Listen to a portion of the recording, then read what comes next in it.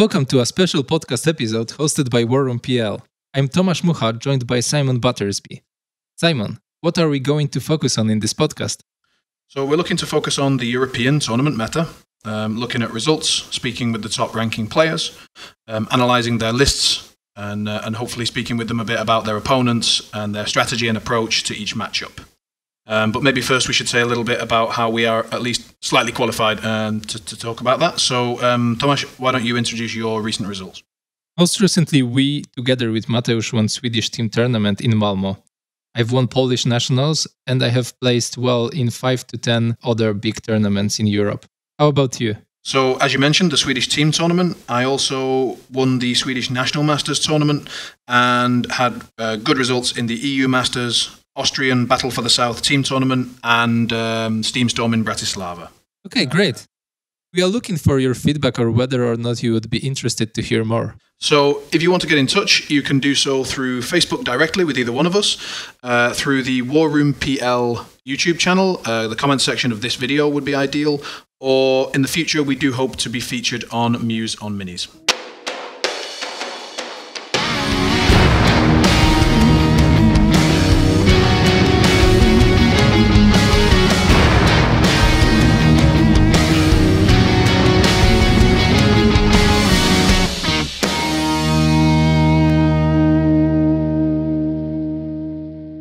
Hi everyone, I'm Tomasz. I'm Simon. And today we are joined by two very special guests. Hi, I'm Johan, Swedish War Machine player and playing mainly Skorne at the moment.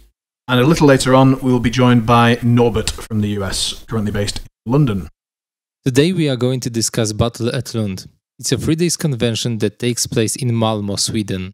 There are 3 tournaments there: Master Tournament, Team Tournament, and Invitational for Top 8. There were also some small tournaments like Castle Draft and Steamroller. Yep. There were some smaller tournaments around all the days, but mainly on Sunday. So the trip there was very easy for me. The ticket cost like €5 and I had direct flight from my city to Malmo. The flight took like an hour, so perfect. How was it for you, Johan? Not as easy.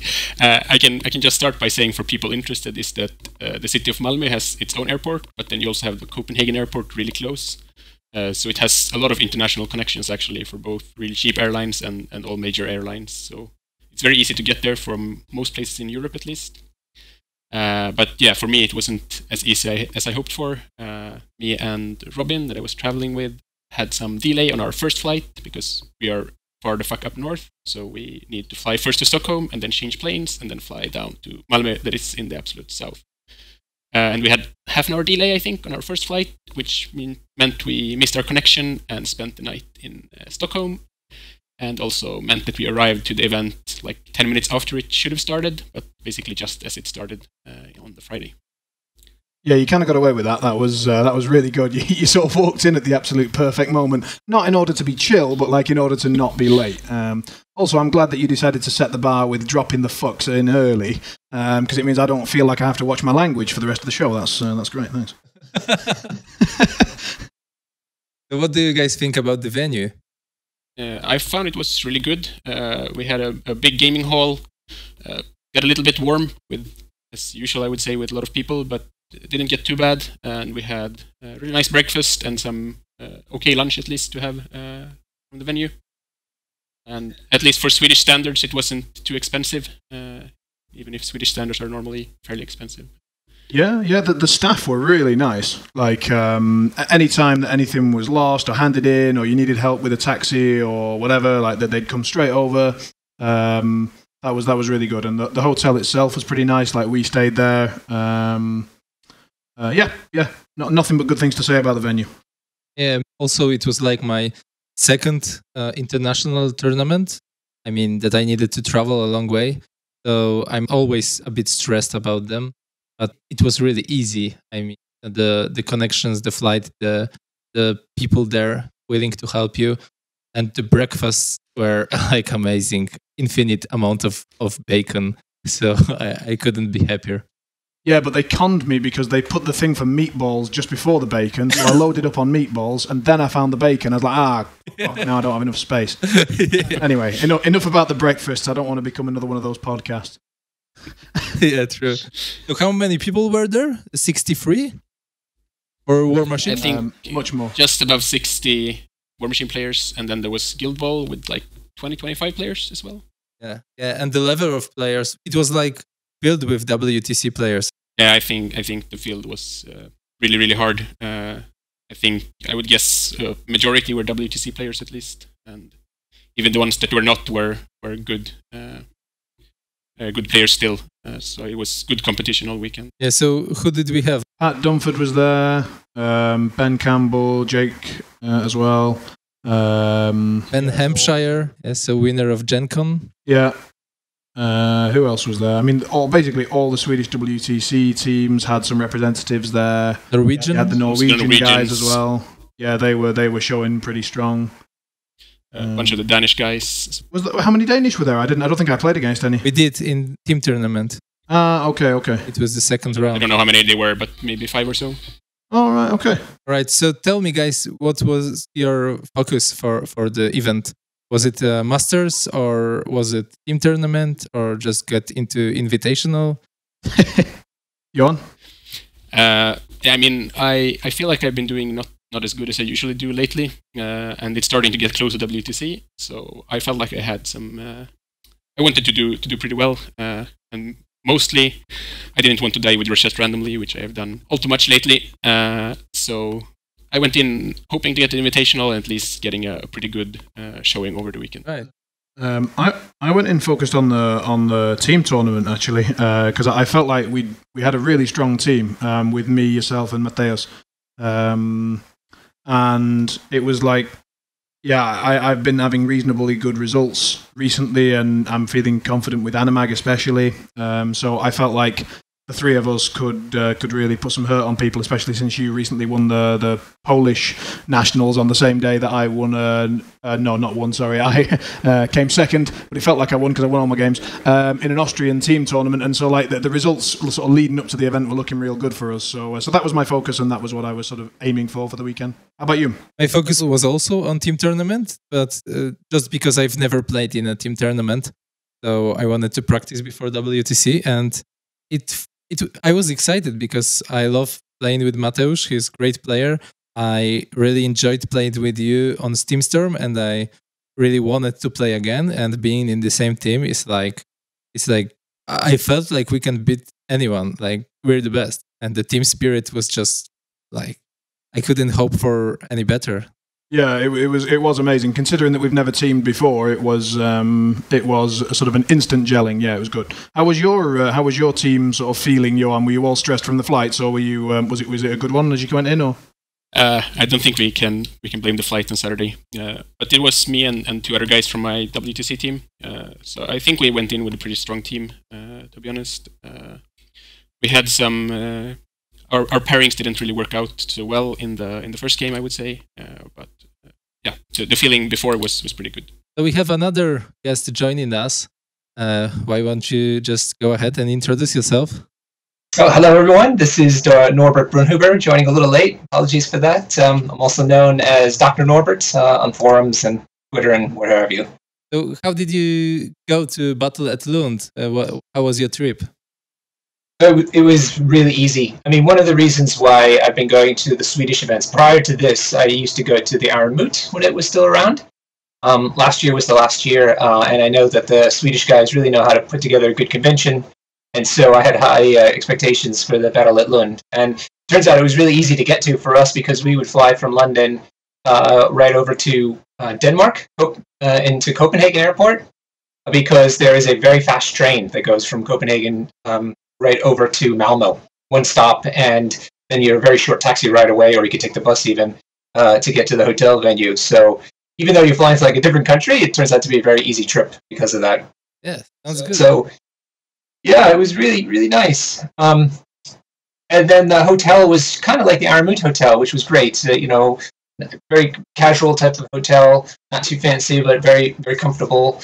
And the best part is that the rooms that you're sleeping in are right in the same building as the venue that you're playing in, which is such a huge plus for me. Yeah. The biggest plus actually was infinite amount of bacon, but the second. Yeah, and then I just did my bills actually from this because I wait for my credit card statement to come in with the conversions from the currency and what have you. And the trip was just so inexpensive in terms of like living expenses. Yeah, I'm sure you've already mentioned that buying your ticket there and staying at the hotel means that your breakfast and lunch are included in that, and those are really good buffet type meals, not just sandwiches. And I thought the restaurant at the hotel, actually, we bought dinner there a couple of times, and even that wasn't that very expensive.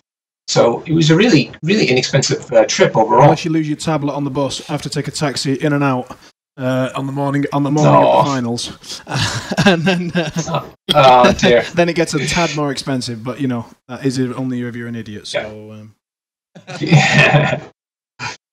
Yeah, and even though it's Scandinavia, it isn't as bad as, like, say, Norway when it comes to buying alcohol. So beers at the hotel would run us about £5 a piece. So not far off from what London prices are, really. And so it's something that I'm used to already. So that was really nice surprise, too. Yeah, cool. And what were your expectations going into the tournament?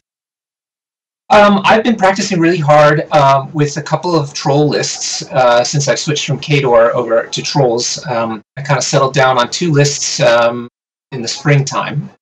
And so I've gotten to the point where I've been very comfortable with them finally. And now I really wanted to try to focus on how I could play against some top players with them. So I wasn't there necessarily to clean up and win things, but I wanted to see just how competitive I could be now in this new faction of mine. It was all about, what I was really looking forward to is playing as many different casters and theme lists as I could get my hands on, so I could kind of test my theories for how I wanted to play into them. All right, cool. Maybe we'll switch to talking about masters. Simon is restricted with time, but maybe we'll start with the winner. Sorry for spoilers. First, sorry that I have to leave in a little bit, sort of restricts us a little bit in terms of ordering and so on, but fortunately for me, I was invited to the cinema, so I'm going to go and enjoy that. But the Masters just went very surprisingly well for me. As we said earlier, the field of players was really, really strong, and going into it, I had no expectation of winning. I was obviously there to compete, and I was doing the best I could, but I didn't expect to come out on top in that particular field. Where were you playing last? I took the same list that I'm taking for WTC, so they're on Conflict Chamber, Animag with Chosen and Warmongers, and Golab with the Blightbringer, obviously, and Minimum Rotwings, a couple of Hellmouths, and Amok. Usual sort of stuff for me, but I know that a lot of people don't take or even sometimes respect Golab as a choice in PT, especially under Animag. I've seen people... How well practiced were you with those lists going into the weekend? I have about 50 games with each. Okay, so you're really pretty well versed with them. Yeah. I've been playing for about a year and a quarter, and I play a lot of games, but I settled on those lists a few months ago and have been basically just making tiny tweaks since then, one of which was putting Golab in. So I previously ran Animag with a unit of War Spears, but I found that since we don't have access to Tactician, the order of activations in that list become a bit of a nightmare, and there are sort of some anti-synergies there in that you want to get the War Spears out front to project their 16-inch threat, but if you do, they're your weakest piece, and they're more likely to die. So you don't really want to offer them up as your trade. You want them to do their ridiculous damage. I mean, if they come in on something, it is dead. I think your list is really good. It's really balanced, and it has some things that other Animags in Primal Terrors just don't do. Your game plan is very different. It's much more flexible, versatile, and thinking that it's just a matter of time since people realize that and start playing your list. Probably once the results are posted in DGI. I think it's a little bit like one of the strengths with Animag is that it's a really hard skew, and if you just want to skew hard and rely on the list to win the games for you, then you might not want Golab. But I think the Golab offers you a lot more outs when things don't go exactly as planned and when you need some different plays to be able to make it. So That's true. I think it's more like if you're looking to get easy games in as many places as possible, then maybe not Golub. But if you're looking to have as few bad matchups as possible, I think Golub is a great addition. So depends a bit on your focus, I would say. Ceiling of the list is very high, right? I mean, say that again. You mean the skill ceiling? Yeah, skill ceiling. Yeah. I think you put the ceiling up with your list, but you also lower the floor. Yeah. Norbert, did you get any games into Primal Terrors? I played Animag once or twice. And which list were you playing from? I remember. I played. Let me just double check my notes the first time. I played Borka 2 both times. Borka 2 and Storm of the North. So with the Fire Eaters, Bears, and so on? Yep, that's right. Raiders, Earthborn, Mauler, Empire Troll, a couple of solos. And it was always going to be a scenario play. There was no way that I was going to be able to win by attrition, I don't think. No, probably not. Depends on the Animag list. I mean, like we were just talking about, against my list, you might have a chance. But against the sort of more skewy list that Johan was talking about, like the Double Chosen, lots of armor, lots of boxes, rapid healing in your face, enjoy. Yep. Like that's going to be a struggle for that list, I think. It was brutal. The the cavalry just wouldn't go down, because I couldn't one-shot them most of the time. You want there's a Gallows Grove. Yeah, I mean, I was speaking with another Legion player, Martin Brom, I think, and I'm sorry for butchering his name, a Norwegian guy, and he certainly disagreed with me on the whole Golab versus Double Chosen thing. My argument is that Double Chosen in Unmag is a little questionable because they're a threshold unit. They work really well when you get above a certain level amount of armor, and she's only got one armor buff, so I felt like it maybe wasn't worth it, but he feels like Golab doesn't get enough done, and that Chosen are too good not to take that up. And I understand the argument, so we'll see how it works out. Yeah, I played with both of you, and I think his playstyle is a lot different. He's just approaching the game with makes different decisions. He wants the game to end quicker than you, and he was a long time a B2 player, so that might be the factor as well. Right. Punch you with a hard skew. Plays an alpha style. Exactly. So what did you run into in the round one? I ran Animag. Well, let's just save some time. I ran Animag the entire tournament, so I played all 6 games with Animag. My second list for a theoretical interest is Callous 1 Ravens of War, and I did manage to play it over the weekend twice, but the rest of the time it was pure Animag. My first game was into Peter Alsen. Again, sorry for all Scandinavian butchering of names. He was playing Barnabas 2 with a Dracodile and some other minion goodness. I won't go into too much detail because that game ended top of 2, I think. He hadn't taken into consideration Gallows on Animag. He put Barnabas too far up. And was gallowsed into a hellmouth and then Golab ate him for breakfast. So it was a very quick game. But I heard that he later played against Primal Terrors again and managed to avoid being killed because he was now aware of it. So, it's one of those things where the first time you face something, you're unlikely to do that well into it. You probably will never be assassinated top of 2 with Gallows, right, Simon? Gallows? No, that'd never happen. That's for noobs. So we'll come on to that. So then the second round was into Johan Dyrlind, and he was playing Vlad 2 with Armoured Corpse. It was my second game ever into Armoured Corpse, and it's a very, very strong list which I now have to sit down and think about. He ran a version with Demo Corps, Shock Troopers, Assault Chariot, and 4 solos. So 2 of the suppression or oppression tankers and 2 of the ones with Grievous Wound guns. I was originally pretty nervous of the Grievous Wound guns because of the Chosen.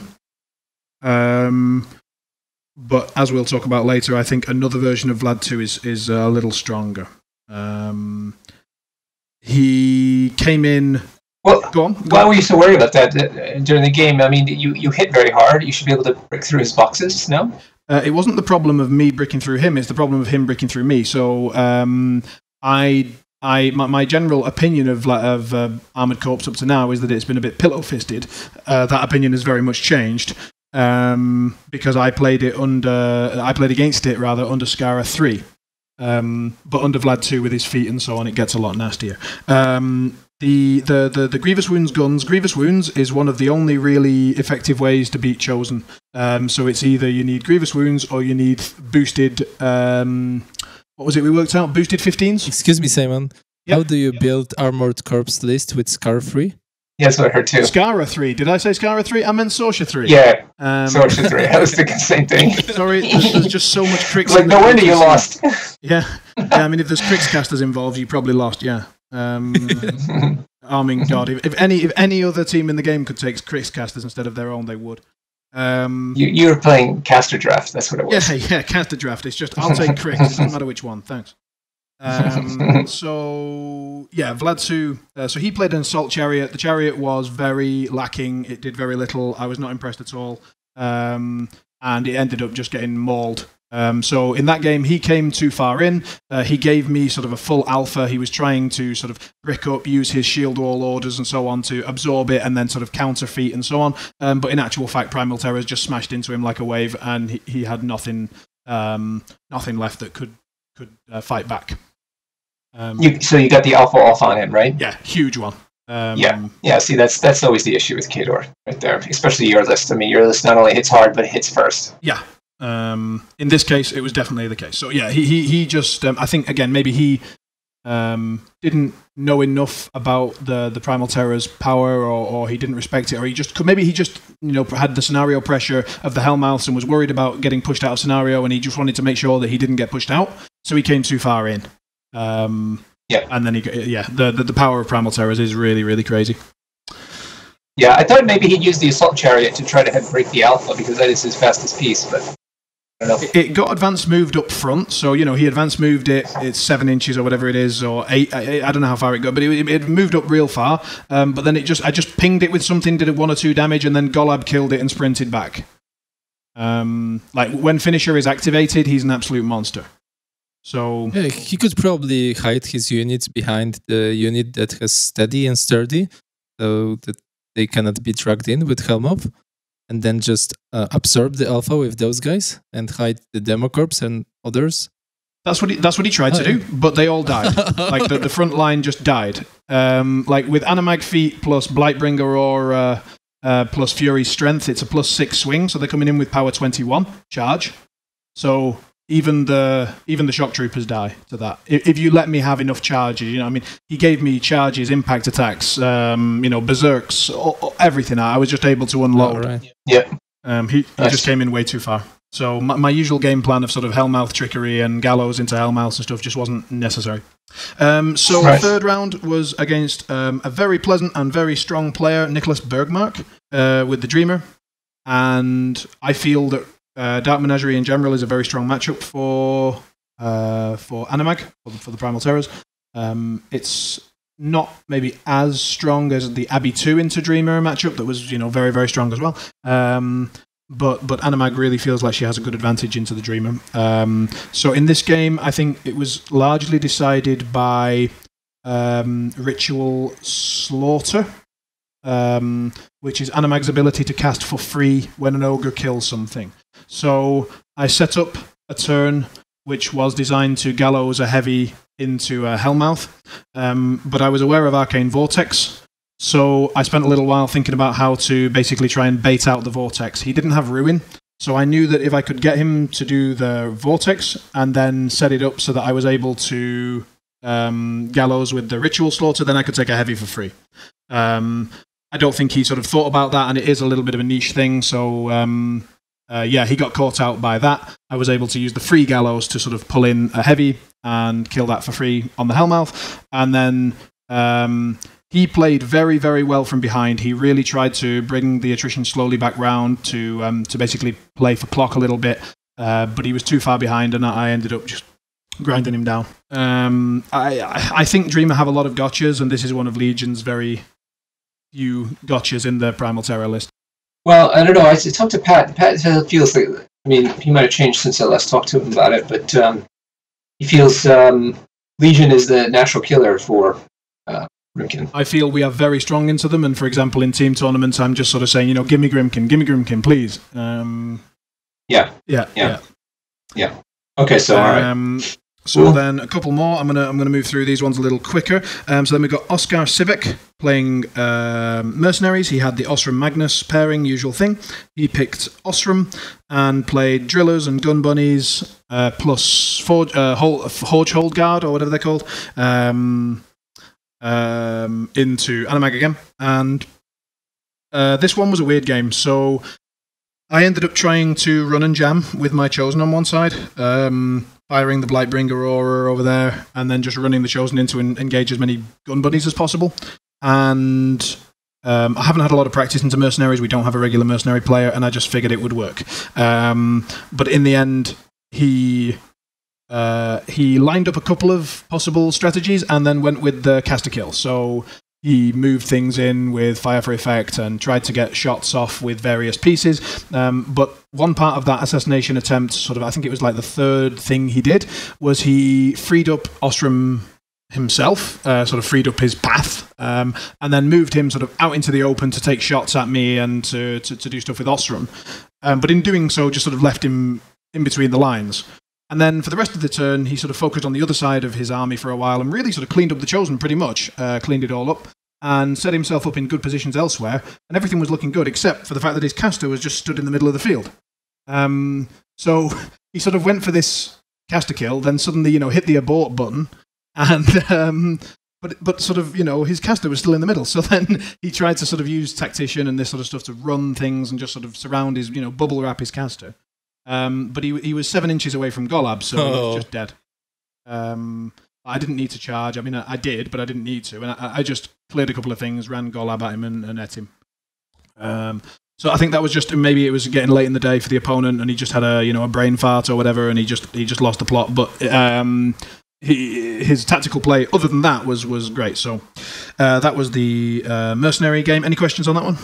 I can just add in that it's the Swedish WTC player with Mercs. He's one of the absolute top players in Sweden. Usually does really well with Mercs. So yeah, I played against him too on Sunday. Yeah, it was not fun. He's great though. Sorry, he's great, but the lists are brutal. Oh, he's a lovely guy. But I mean, he must have just had it was just a bad mistake, I guess. Yeah. And so then I played against Olof Winroth, playing Vlad 2 again. This time, instead of the Assault Chariot, he had a unit of Bombardiers with character. Is it character or a unit attachment? I think it's unit attachment. And he didn't have the Grievous guns. He just had sort of more Manor Wars. So only the 2 suppression tankers, not the other ones as well. Sorry, I don't know the names yet. His list was much stronger, but I think he suffered from a lack of play into Animag, or maybe my style of Animag. I'm never sure. Maybe he's only played against Animags that just charge at him with Double Chosen, and he was sort of expecting that, and his plan was against that. I don't know, but it's not what I do. So I played for scenario and played to sort of keep him away and just drag in the odd thing with a Hellmouth and try to gallows and kill things with Golab and sprint back and so on. And he basically was just way too cagey. He was trying to set up for this perfect feat, and I never gave him one. So he was always waiting, and in doing so, I was scoring 1, scoring 2, scoring 1, and eventually just took it 5-0, because Hellmouths contest quite well, it turns out. I played against him again at the end of the Invitational tournament, and he smashed me to pieces. So, shout out to him. He obviously went away at the end of the evening, thought about what he'd done wrong, and definitely fixed it. So his version with the Bombardiers, if he can leverage that threat that they have, it's perfect for out-threating the Primal Terror stuff. And if you can leverage that into a scenario, to sort of draw me in, then it can work very well. And the finals, I've not actually got his name written down. Does anyone remember his name? Sverre. The Norwegian cricket. Sverre, yeah. Sverre.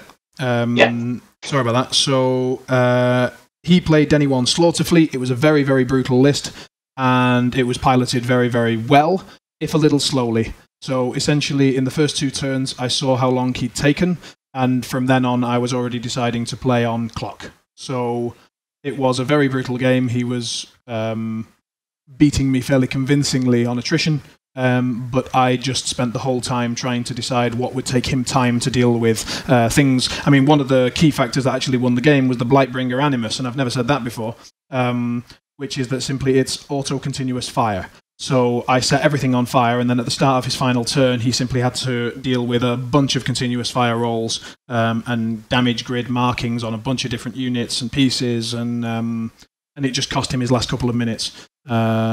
So I ended up winning that one on clock. But if you haven't played against anyone Slaughterfleet, I strongly recommend to get your local cricks to field it and to proxy it if you don't have one. I think it's kind of anyone Slaughterfleet and a bit of just Sverre being a great player.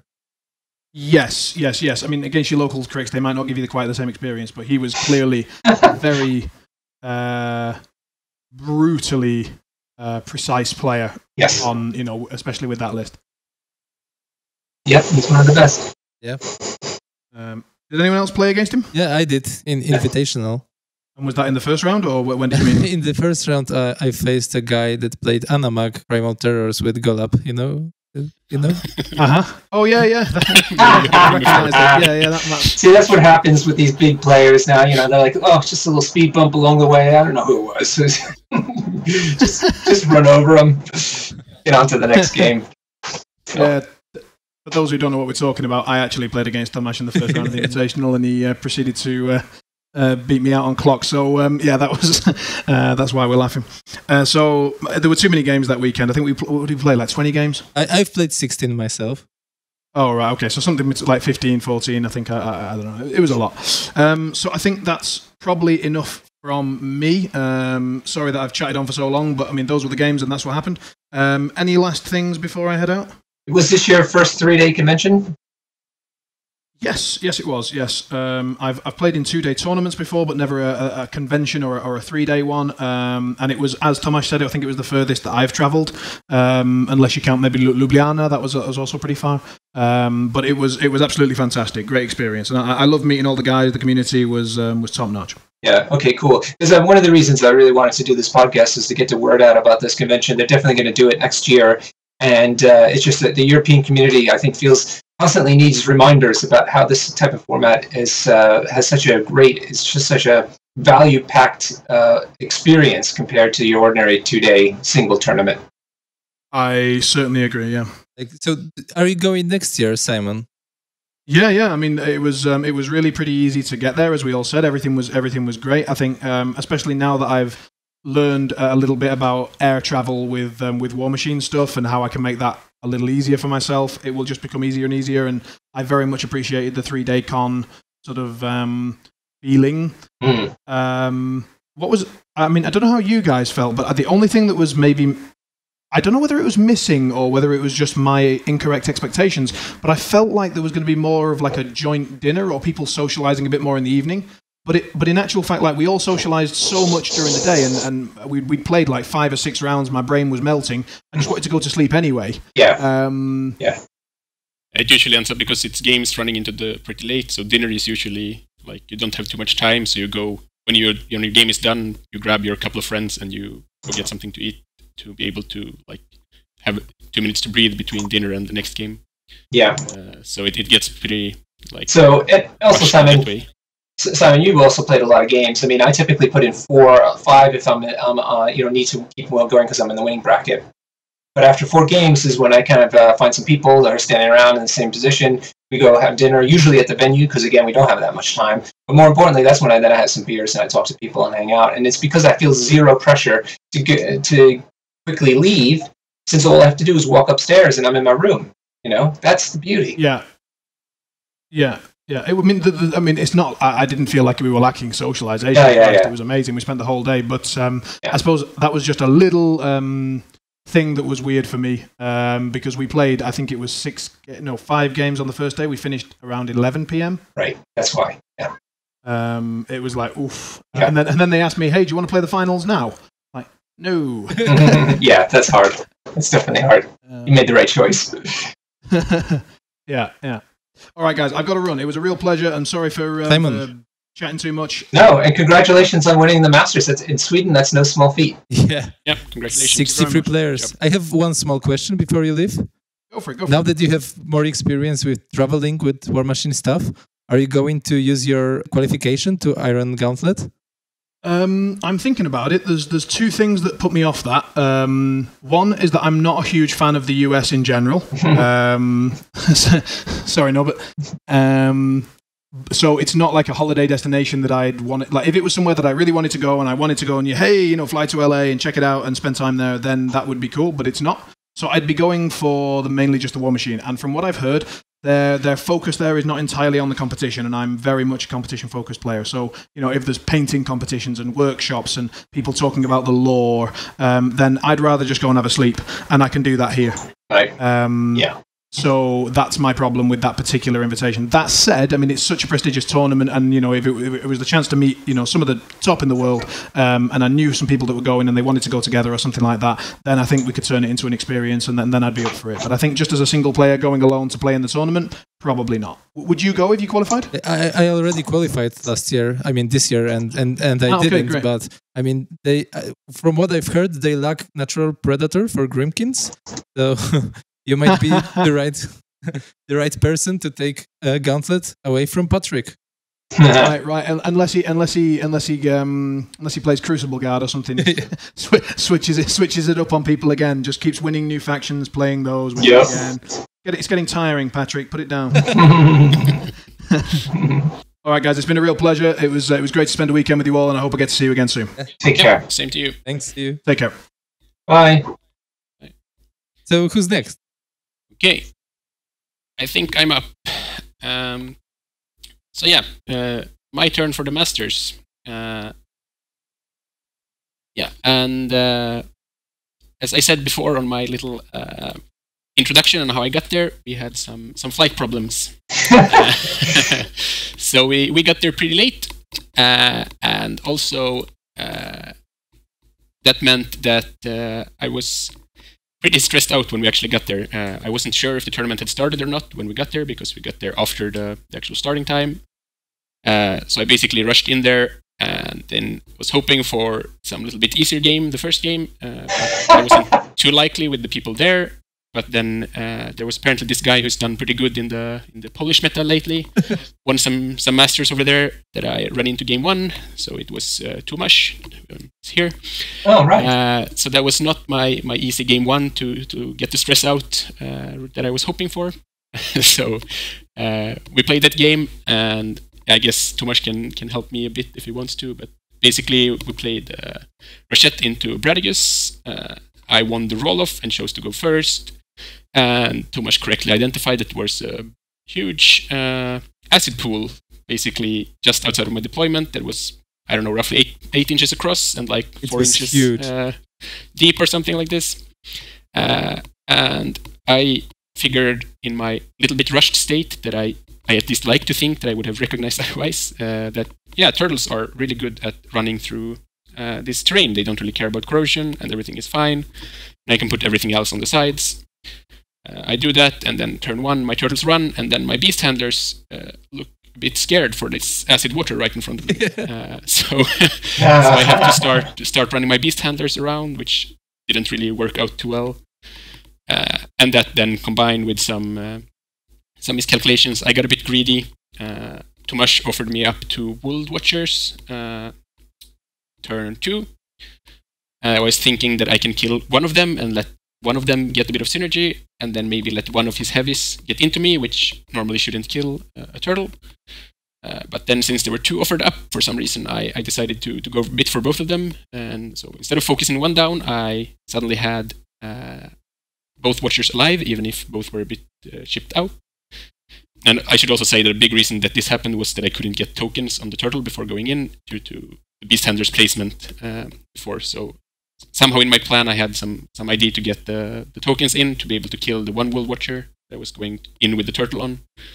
But yeah, the tokens weren't there, so I was 3 attacks short, and that didn't turn out too well. And then on top of that, I also forgot that the Wold Whites actually threat further than the rest of Tomasz's army. So even if my great plan that wasn't so great had somehow worked out, he still had the Wold Whites to build synergy with, because I was thinking of them as threat 15. It's 15, right, on the other things? It's 14 on Guardians, 15 14 on the other Hunter's things, Mark, and 15 on them. and World Whites without Hunter's Mark are 15. Yeah. So I was out of Hunter's Mark, and the idea was to only let one heavy in and only get 1 point of synergy, but then, yeah, he could get 3 points of synergy before getting that heavy in, and then I was in a bit of a bad spot, because that meant that he got the turtle down pretty early.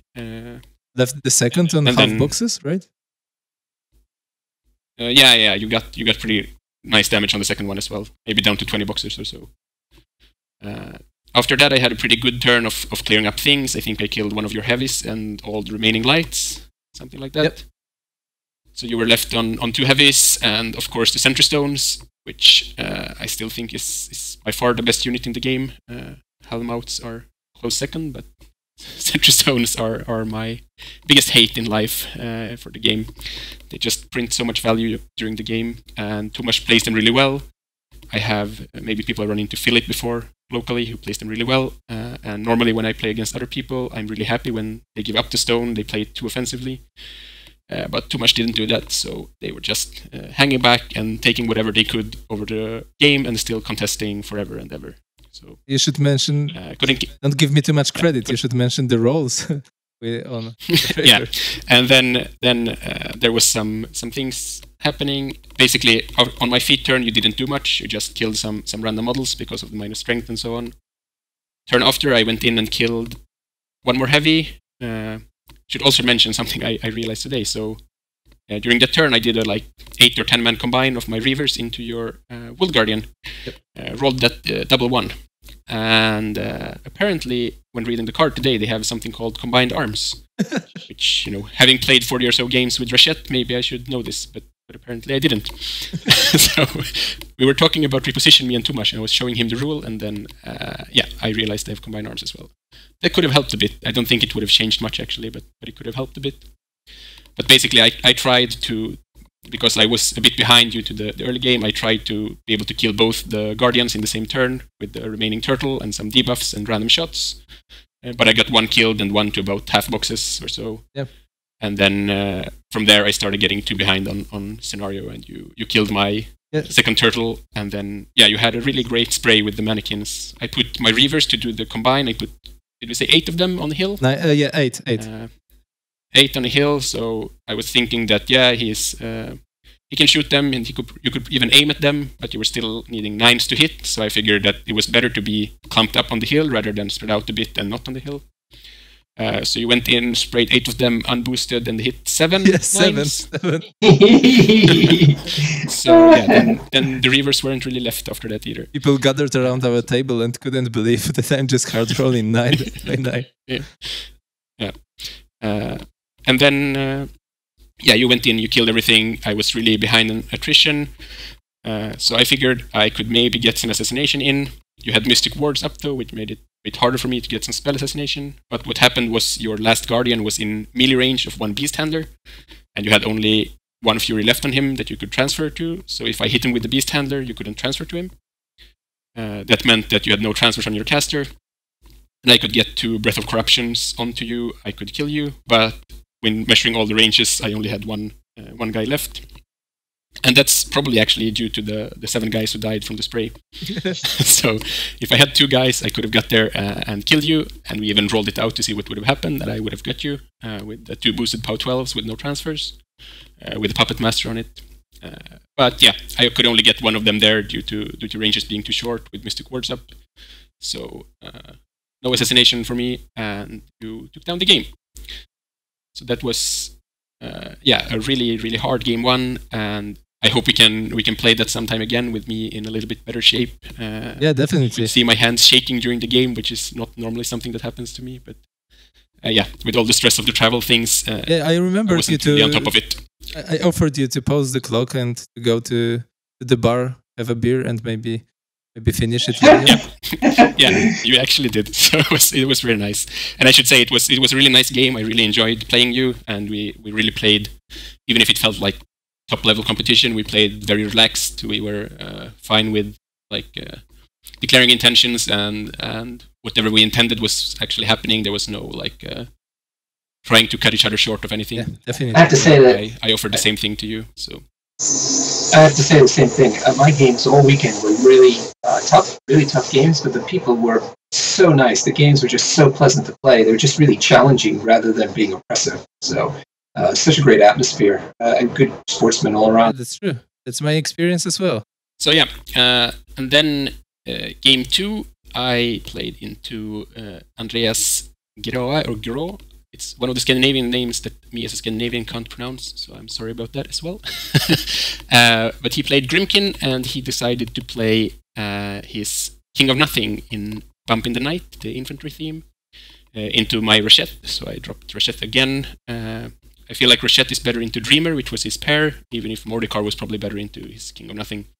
But I would rather play Rachette into that pair in general. So it went pretty well for me early. I feel like I did some mistakes. I went for just killing random models, trying to get them down, and didn't really think about him having some recursion. So instead of aiming for a few key models, I just tried to kill some random grunts, which just ended up coming back, and I lost my arc nodes for it, which wasn't great. And then I got a really good feat turn. I killed, I would say, 70% of his force on my feat turn, and thought I was doing pretty well. What happened though was during that turn, he popped his Trump Arcana, which did D3 damage to the model that kills it, plus D3 other models. So both my turtles took maybe 10 boxes or so, together with my shaman taking a bunch of boxes and killing a couple of reavers with it. So that was doing some damage, but I felt like I killed, I think, every single beast except 2 Krabbits, and I killed 1 unit of his Nayslayers, and I killed most of the Murder Crows and some other stuff. So I thought I was doing really well, but then one of my turtles killed his what is it called? The madcap thing, the artillery that spawns little guys with barrels. Yeah, mudcaps. You had one of those? Yeah, I killed it, and the scatter from it went straight on my Agonizer, and then took out his spirit. So the Agonizer is a pretty new addition to my Rachette list, which I find works really well because Rachette's feat tells you have -2 strength in his control area. And then the Agonizer can be behind the turtles, giving another -2 strength, which means they're effectively armor 24 with 35 boxes when people go into it, which is usually really rough for most people to handle. But yeah, then my Agonizer couldn't do his nice plan because he got the artillery blast in his face and lost his spirit. So my setup wasn't as good as I hoped, but I thought I was still fine with not very much left doing damage. But it turns out that with a little bit of luck and just punching all the attacks he could get in there, both my turtles went down in return, which suddenly went from me feeling like I had the game easily to a bit of a struggle to get everything through. And yeah, I should say there was no crazy dice overall, I would say, in the game, but there was just a few places where he was a bit above and I was a bit below, which was pretty important in some places. But I would say it's like he probably played better than me in the game as well. I didn't play too well.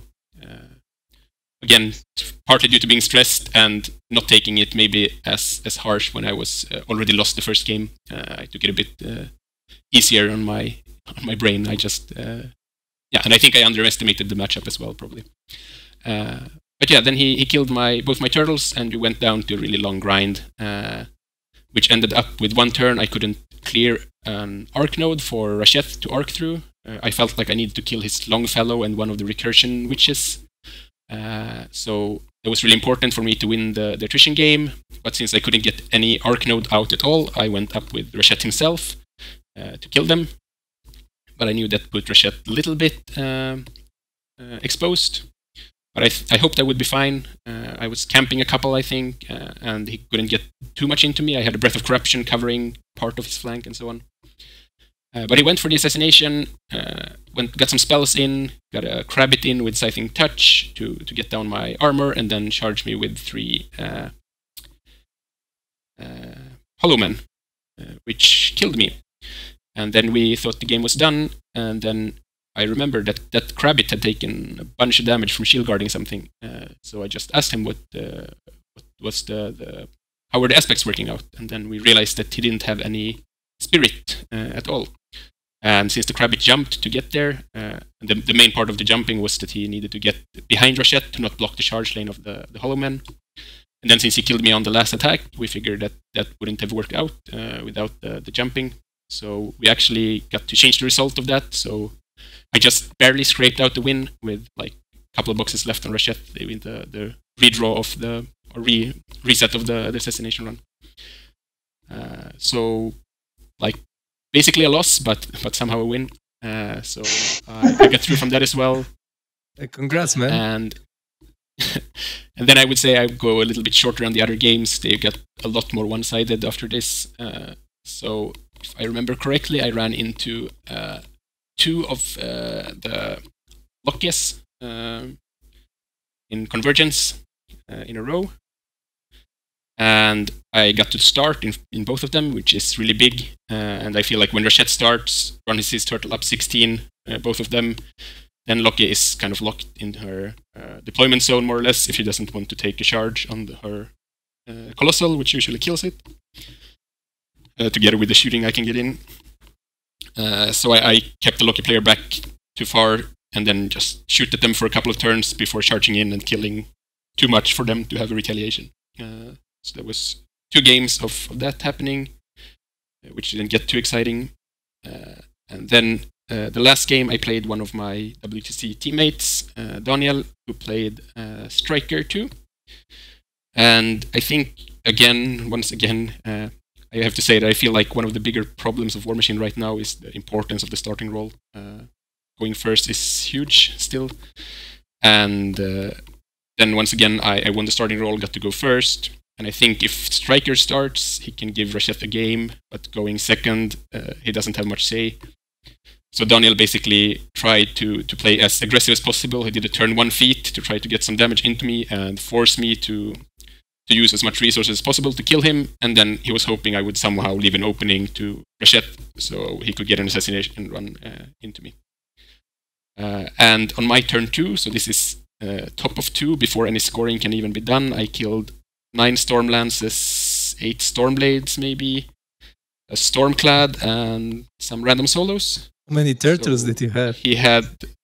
How many turtles did you have? Like 4 or 5? No, but it turns out when Rashette can feat on your entire army and everything can shoot at you, then shit dies a lot. So basically he had 2 lights, like Lattermore and Striker left on the field, with like 1 surviving Lance and 1 surviving Stormblade. And he was considering if Striker could go in and really try to high roll the Overload and try to kill both turtles himself.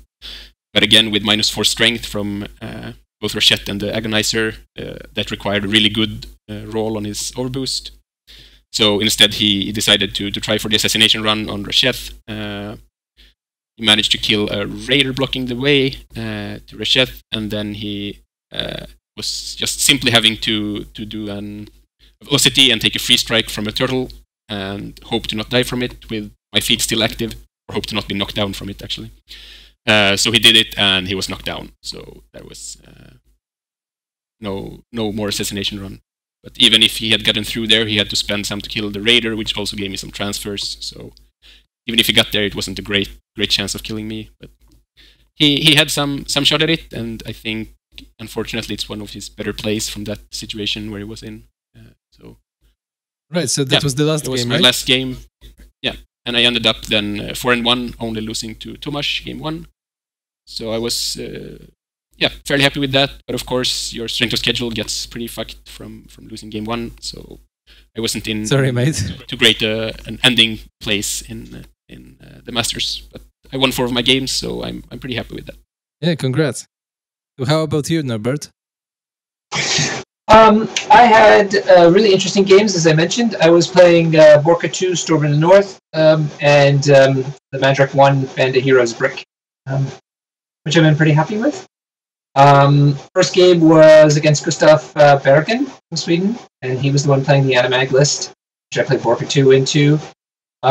This one, I was trying to understand his list and trying to not get alphaed. And so, because I never played it against it before. And so I ended up death clocking on this one, but I was in actually pretty good shape. We were playing the pit 2. I had a couple of control points. I don't think he had any, but I'm pretty sure he was just playing for clock at that point, rightly so, because I was using too much time to hold him back.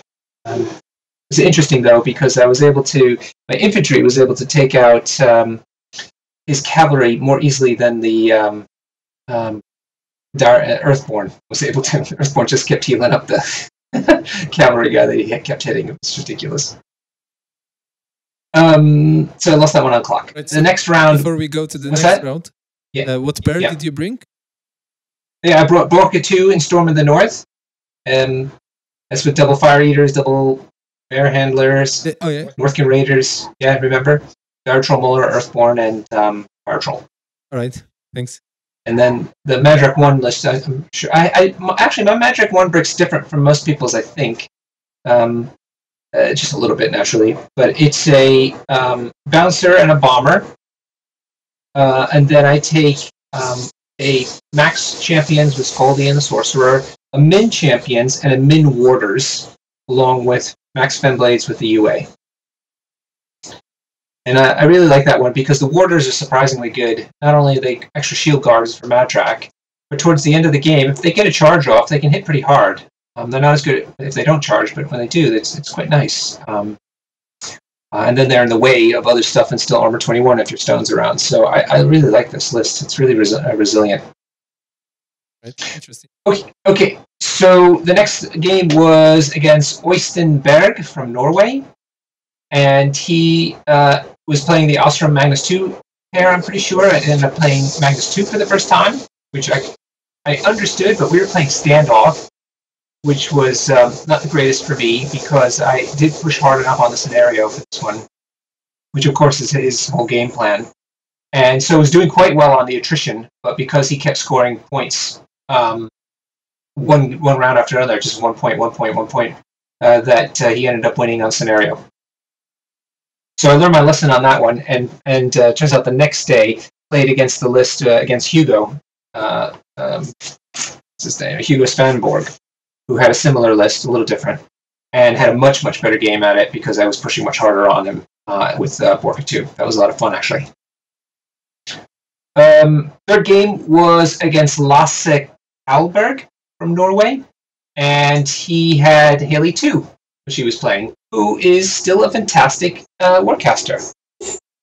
She was a real pain. We were playing Recon 2, but I was able to get him to commit to one side of that scenario harder than the other, and so I was able to keep clearing the zone that he wasn't as heavily into.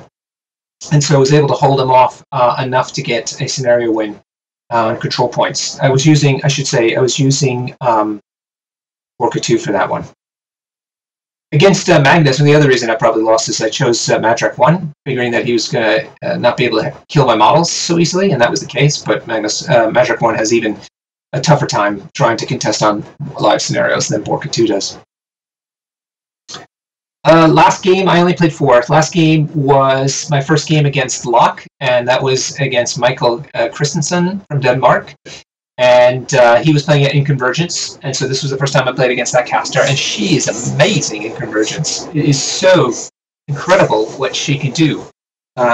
She puts up Engine Destruction, which makes her Mat 9, which consequently means all of her jacks are Mat 9.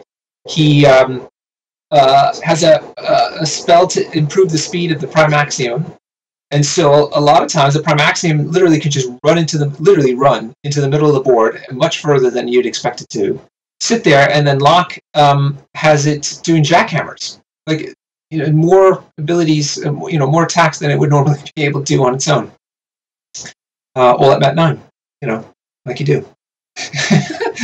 So that was a bit of a conundrum. I was doing quite well. I was playing Madrak 1 against him, and was able to clear up a lot of his list, except he kept the Primaxium back for most of that.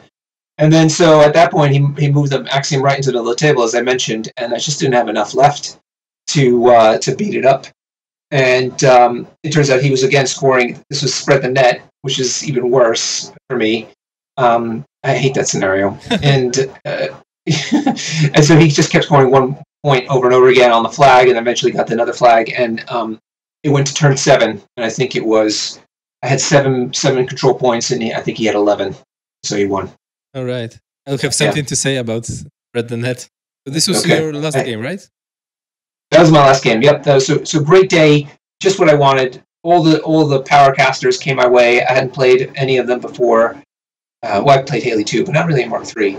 And so I got the experience that I needed to kind of get me ready for WTC. Cool. So I'll run through my games quickly. Round 1 was... I will just make a correction before you go. I felt it was something wrong, so I brought up the event on tiebreak and found that I didn't play 2 Lockies in a row. The other Locky I played against was in the team tournament. So my round 4 was actually against Grimkin, and I played the Dreamer. And I think it was a bit similar there as well. My opponent accidentally put his Death Knell so that one of the turtles could get to it in melee. I took it out, which means his armor drops on his entire army, and then I just put so many shots and turtle charges into him that I killed basically everything he had on top of 2 or maybe bottom 2. So yeah, he couldn't really get back from there.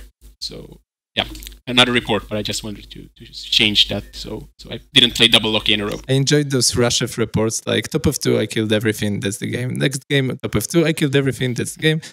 Yeah, it happens sometimes. Even if you don't know your own rules that you can reroll. Right. So my games, round 1, I took Bradigus and Kruger, both in Bones, as I played for quite a long time. Round 1, I was paired with Johan, so he described the game already. I will just add to it that I felt like I'm running into, like it's a finals in the first round for me. Yeah, so I was a bit stressed as well, but as soon as I saw Johan being even more stressed, I relaxed.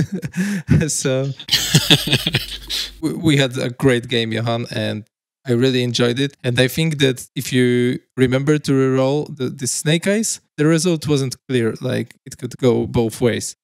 So it was a really close game and really good one. Round 2, I was paired against Ben Hampshire. If you don't know who's that, he's a Gen Con winner of this year. He's playing the Dreamer, the Pats Dreamer. So a very strong list. And this is the reason I put third heavy into my Bradigus list, because after playing Pat in Steamstorm, thinking that my Grimkin matchup is really good, I changed my mind. It was bad. So I needed to add third heavy, and I was really happy to run into Ben to try it out against high-level player. And there was no bullshit going on. I just took out my Bradigus models before we even exchanged the list. He won the roll, decided to go second. It's very important for this matchup. It was standoff, because early game you get a real advantage and you're ahead on points, but late game, Dreamer is good in making up for the points with phantasms and their stuff being actually in the middle of the table, killing things. So it usually comes down that I have a lot models, a lot support, and he has the beef. So in 7th, I had the decision if I kill his objective and I lose on the 3rd tiebreaker, point killed, or I just go for an assassination where I basically need 3 6s. I went for an assassination and I didn't roll 3 6s. So I lost that game, and I chilled a bit because I already lost, so I wasn't playing for the finals. So then gentleman approached me, bought me a beer. Thanks, Norbert, again. So going into my round 3, I was really relaxed. And I'm happy because I was paired with Circle player, so I didn't need to focus that much because I knew all his models. It was Mosar versus Bradigus on Recon 2. And basically, I know Mosar very well because I was playing him a lot. So I was aware of assassination, and he was in turn theme, so it's pre-CID, so he just lack of arm cracking. So I probably got even too relaxed, and I, like, when my opponent scored 4th point ahead of me, then I was like, what? What's happening? And I needed to to really think about my decisions. Yeah. And then I've just put my stuff forward. It didn't care that much that he can get into me, because even if he gets a charge on any of my war beasts, he's probably not killing it. So I made sure to contest every single piece of scenario, score some points, and from now on, it went down on attrition. I think in round 5, he had no models left except his caster. Problem. Yeah. But about mirror matches, I have another game. I was paired with Magnus Forslund, who's actually... Everyone is calling the Kruger list my list, because I was the first to win an event with the list. But the first time I took this list, Magnus was there in Poland, and he had exactly the same list. And I didn't share it with anyone anywhere online. Oh, yes. I remember you saying that. I saw that. That's pretty cool. Yeah. And he's pairing it also with Bradigus, but he didn't play with Pat Dunford, so he didn't know he needed a third heavy in the list. We approached the table. It was obvious that it's going to be Bradigus versus Bradigus. It was spread the net, and about this scenario and flags, I lost the roll, and I could choose a side because Magnus wanted to go first. So I chose the side with the massive building just in front of the flag. And the building was 4 inch wide, over 4 inch wide, so he couldn't physically contest the flag. I could easily score there, and I was the second player, so I was the first to score. So we deployed, he ran forward, I ran forward, and in the second round, he was just shooting my stuff with power 12s, and I was shield guarding everything, and I did the same in my round. So the only real game was that our mannequins were shooting each other's sentry stone, like dice -8. So it took a while until some damage appeared on the stones. But it was hilarious because we activated our guardians, and I was like, okay, so my guardian is just straight in front of your guardian, 14 inches away. So now his turn, he's like, all right, so you were 14 inches away, so my guardian stays 14 inches away. So our activations were like really quick because we had the same threat ranges on everything. So we were just shooting each other and hoping someone is going to roll better. And then because of the flag, I started being ahead on scenario. So he needed to do something about it. He moved his watchers forward to punch my watchers. A watcher is not going to kill a watcher. It's the most boring game ever. But he did like a wall with his watchers, put his guardian, so he's heavy, behind those watchers in hopes that I could not physically get in my heavy into his heavy because of those 2 watchers in front. But he did a small little mistake, which was funny. He approached my watcher, grabbed it with his watcher, and throwed it away. Because he had a world word in his list, I couldn't put my animi that says that I cannot be knocked down. So he throwed it just to knock me down, so I'm not that fury efficient. So he switched the clock, and I was like, all right, so power attacks exist in this game. That's really cool. So I started my turn.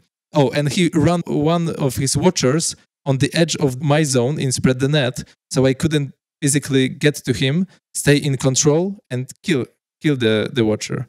So I started my turn realizing that power attacks are there. So I started with slamming his watcher away of the zone. And the funny thing was that there was a forest. I rolled 2. So watcher was slammed only 1 inch away. He was away of the zone. He was knocked down because he ran, so he couldn't put his animus up. He couldn't shake the knockdown because he was way from control range, and he was engaged with me, but he wasn't engaging me. So I was engaging him. So he couldn't just stand and shoot. So he was just there doing nothing. And then my World Watcher approached his World Watcher, grabbed him, throwed him away. Another World Watcher throwed another World Watcher away, and now I could get to his heavy. Yeah, and from then the game went south for him because I could get to his heavy. I had 3 heavies, he had 2 heavies, and it was like the most important thing this game. When I killed his heavy first, he had 1 heavy to kill all my 3 heavies. So he just focused to kill my sentry stones, and his mannequins were better than mine. I kept rolling snake eyes on his stone, and he eventually in 5th round he killed both of my sentry stones, and we shake hands because I would win on scenario anyway. So this game was hilarious. Like, his main mistake actually was just to do a power attack and remind me that they exist. If he didn't do that, I don't know how the game would end. Yeah. The next round I was paired into, I think it was Tom Kenneth, and the game was Danny Darkhost into Bradigus. Yeah, Tom Kenneth. It was quick game because it was Mirage, so I just killed stuff around the flags, scored so many points that he couldn't do anything about it. Stayed outside of his assassination, and it was quick but nice game. No, I'm gonna get going. I'll leave you guys to it. I just wanted to mention that the con was great. They're doing it next year. They have loads of room to expand. So if you play either Guild Ball or War Machine, definitely make plans to come. And if this podcast has gotten you excited about it, I can already offer you to come to Amsterdam in October. The end of October, let me double check the dates actually, is QuadCon. 26 to 28. There we go, 26, 28. Johan knows what I'm talking about, QuadCon. QuadCon is the same concept, 3 days, right at the airport. It couldn't be easier to get to because it's a free shuttle bus from wherever you land. And the food there is amazing. Yep, I have to agree on that. Con food usually isn't the strong suit of our gaming habits, but ClubCon changes that completely. We're probably going back again this year, me and Robin. Good. And I hope we get some other people around as well.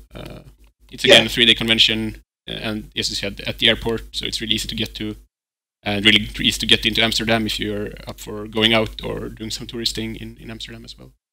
All right, you convinced me, so I'm going to be there as well. Oh yeah, if you weren't planning to do it, definitely go. If you liked Battle of Lund, you're going to love QuadCon. Great. And I would also like to say thanks to the organizers. We can say that while Norbert is here, and Simon also wrote on Facebook after he left that he wanted to thank the organizers, but he didn't remember to when he was leaving. So they did big great. Thanks to Johan and Andreas for a great event. It was really nice being there, and everything went really smoothly, at least as far as I'm involved. So yeah, real smooth, very relaxed, and good tables and good stuff. Yeah, really great, everything. All right. All right, guys. Thank you so much. It was a pleasure speaking with you and listening to your games. It's good to have some battle reports. We haven't had those in a long time. Great. Thanks for joining us, and thanks for motivating me to do the podcast. And I apologize it took so long, and probably is going to take an hour longer. Okay. Enjoy it then. Yeah. Have a good night. Good time, Norbert. All right, guys. Take care. Bye. Bye-bye. All right, so without Simon and Norbert now, let's move to the team tournament. How about you describe your games first, Johan? So, game 1 was my team lost the round because my two teammates lost their games, but I managed to win there, and that was, I think, the lucky player now that I said before. So I got the first round against the lucky player, and it worked out pretty well. Game 2 was actually my first game playing Mordekar in the tournament. I played it into Assyria, and take a look what Void Spirits do with Mordekar, and then you imagine an Assyria list with 2 Halberd units, and then they disappeared, and that was not so great for him. And then, then round 3 I ran into a Grimkin player, who's one of my semi-locals, and he had played into Reshet before and thought his Heretic did pretty well into it, but somehow didn't work out the same way playing against me. Was, I guess, the same thing. Like turn 2, I killed most of his things, and he didn't have anything left to kill the turtles with. And then the last game we played into the English guys. It was I played against Jake Wilstrup, and his teammates were Ben and Mark. And I played Reshet into Kara Sloan. Got a bit more interesting. He got turn 1, which kept me back pretty far. Turns out with running hunters and the Shadowfire and Ace, it's a bit hard to keep a fat man alive. So first time I think ever that my caster was moving backwards turn 1. But with some bad dice from him in the late game, my turtle got to survive. The last turtle got to survive a bit too long, and I cleared up everything and managed to win the game. But then again, my teammates lost their 2 games there, so team went 2-2 and I went 4-0. Oh, nice. Nice. I think that gives you some time. Then I have my team tournament anyway. All right, so the team tournament for us was me, Simon, and Mateusz from Let's Try Pom blog. And we had some confusion going on how the system works for the pairings. And because the round 1 was when Simon was playing his finals for the Masters, I was the captain for the team and I needed to do the pairings, but I didn't know if I do not understand Simon correctly when he said that challenger is the person who's going to dodge in the matchup process, because I understood it completely different. So judges approached us and said that we need to do the pairings without Simon. So I decided I needed to find a quiet place to read the rules for the pairings again to understand it. So I ran to the toilet, sit, read the rules through. Best place to think.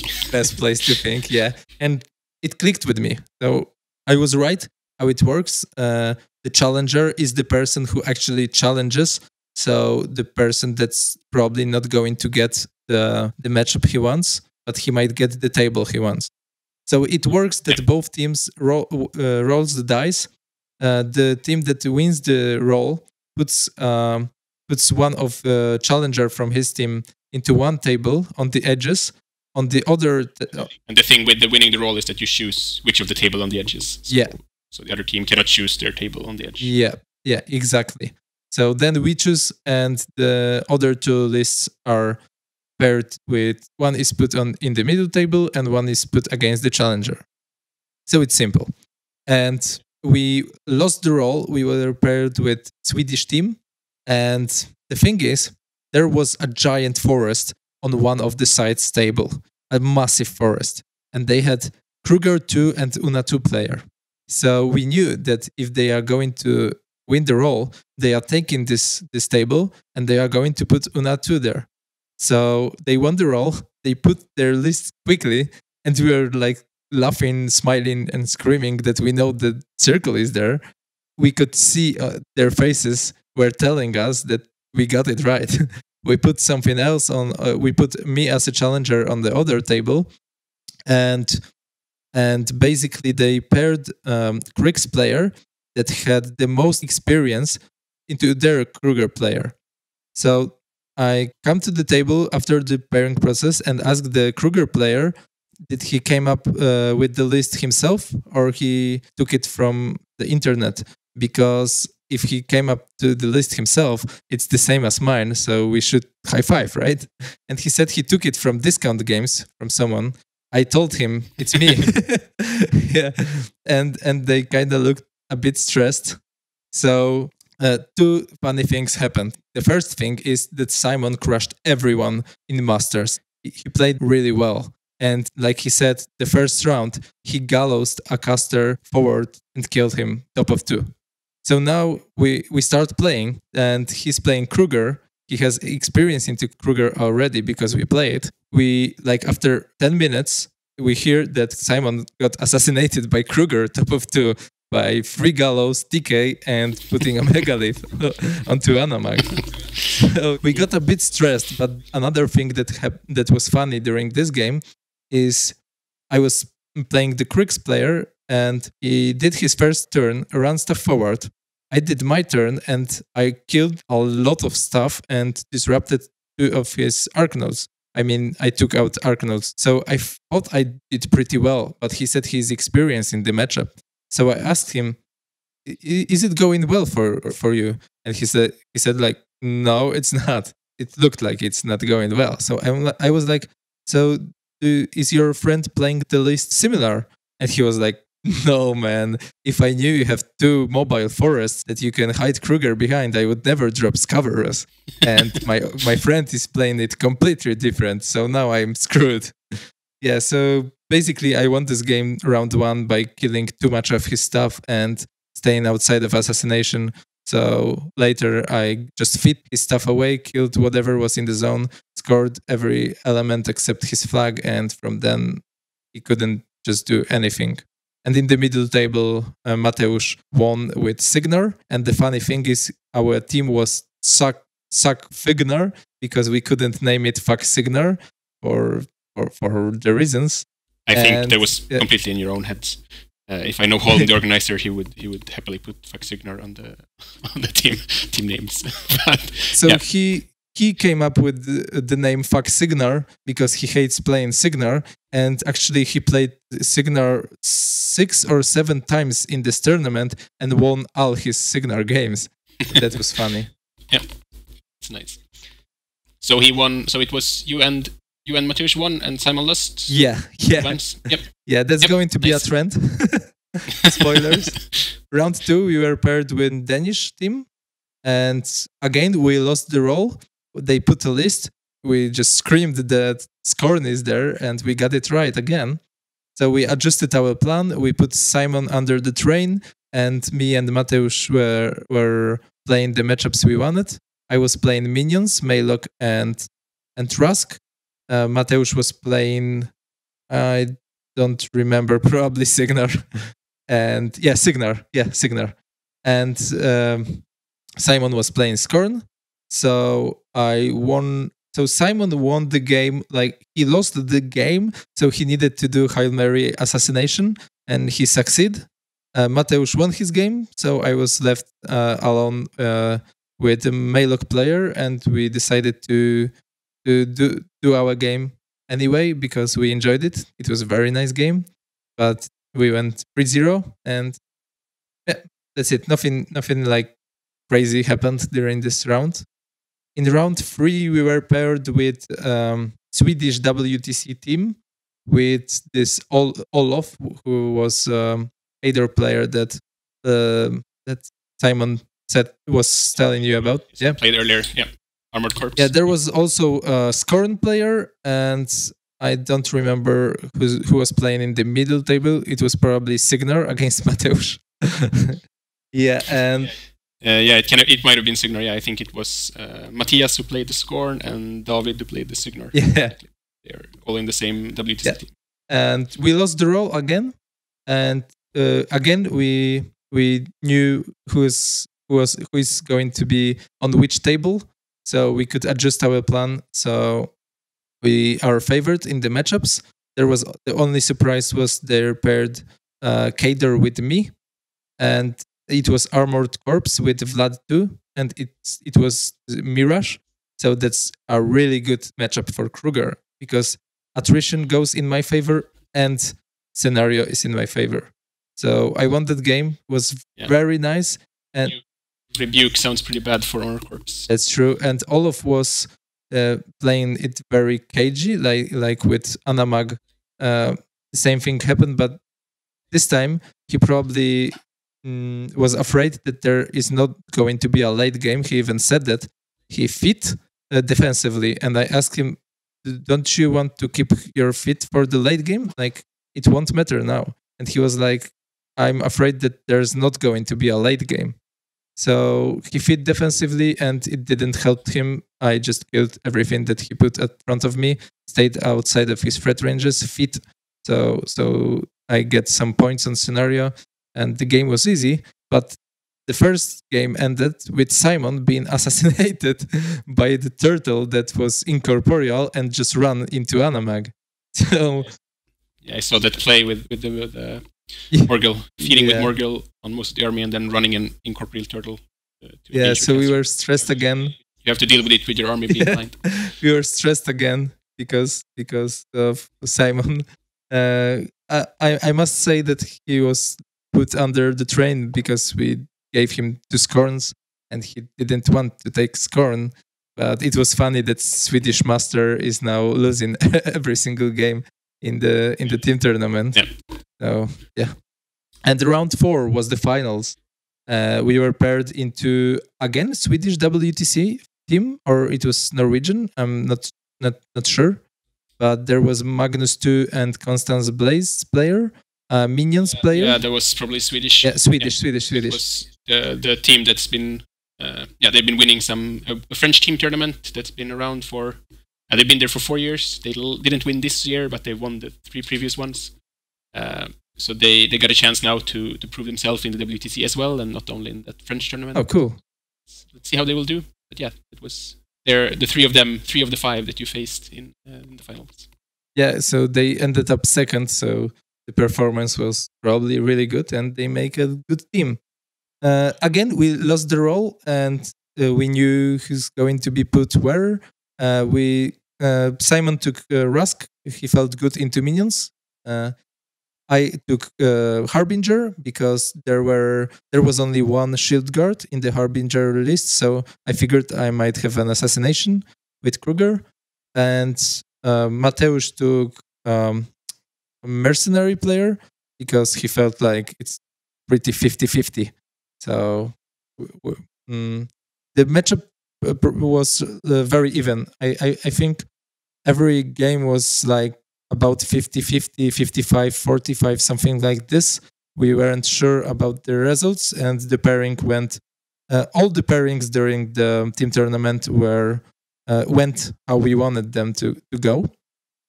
So the round started that the Harbinger player took the wrong side of the table in my game, and he could not put the wall in front of him because there were some obstruction that his wall cannot be put in 3 inches from them.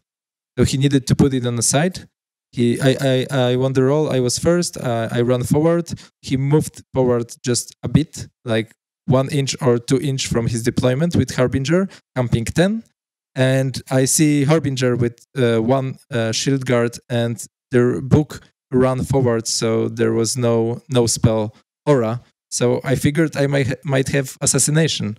So I started measuring out, and it took me like 4 or 5 minutes to figure out if I have any range actually to her. So at this point, the time pressure starting to be. I started to feeling the pressure because I know that long game with Harbinger usually comes down to clock or 7. Yeah. So I decided I will just more force into that assassination then, because you don't want to play with 5 minutes lost. Yeah, exactly. So I decided I'm just going for it, and we'll see what's gonna happen. So I started with Battle Engine, tried to crit her stationary, didn't succeed, but put her on fire, do some damage. He didn't martyrdom a core member in front of him because he was afraid that martyrdom damage will matter. But actually it was a mistake because the core member was blocking my gallows, so not everything could have a range. And now that he killed his core member, I had like whole my army in range to Harbinger.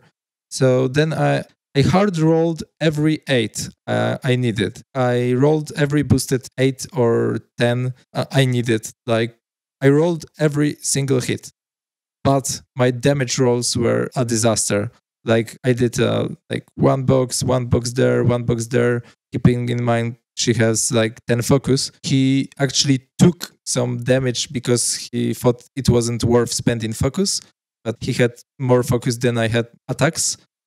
So the last heavy that went in with gallows rolled like crazy, like 14 or something like this on damage. So it swinged the assassination that I felt like it's not 10%er to like 90%er.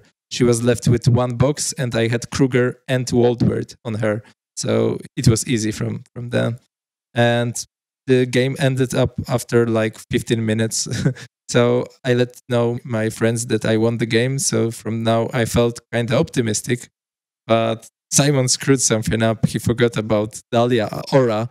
He fit on Warmongers, and he could not receive any order. So Rusk player just smashed him. And now it was Mateusz on the middle table against Magnus.